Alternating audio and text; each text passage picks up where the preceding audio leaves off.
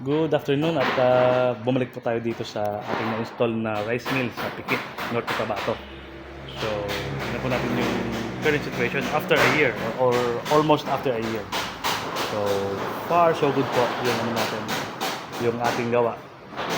Ganun pa rin, yung mga dinagdag nila ay ayun, pinalakihan lang yung spot dun sa pundohan ng haller para hindi sila hirap.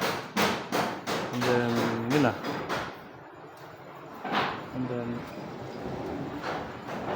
Paano ang process na to? Saan magsisimula?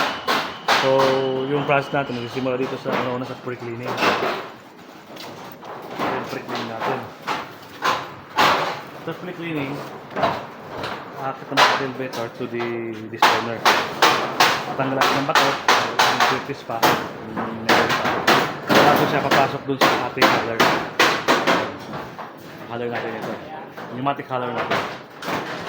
After hulling, we have to classify na from brown rice, then hindi pa yung dehull.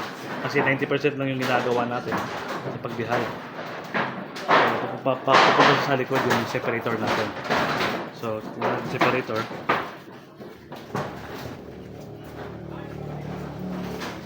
Yan, separator natin. Ito yung brown rice, mixed, and yung palay, babalik dito sa ating haller. Yung mixed, babalik dito, i-segregate ulit. Yung, of course, yung brown rice natin, dito na. Then, bagsak na dito sa ating whitener. Meron tong color sorter? Wala. Wala. Wala. So paano na-separate yung brown and... Through, ano lang, through density Mhm. ng palay. Mm.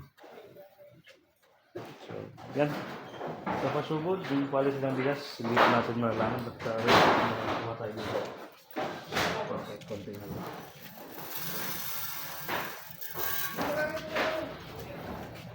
Medyo pangit na yung palay.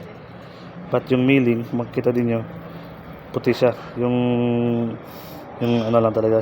Yung Quality ng palay. Yung quality ng palay. Mm. At bobo yung bigas. Ayan. Tsaka last na ano to. Hindi na rin makakapit. Good afternoon. Pikit, North Cotabato.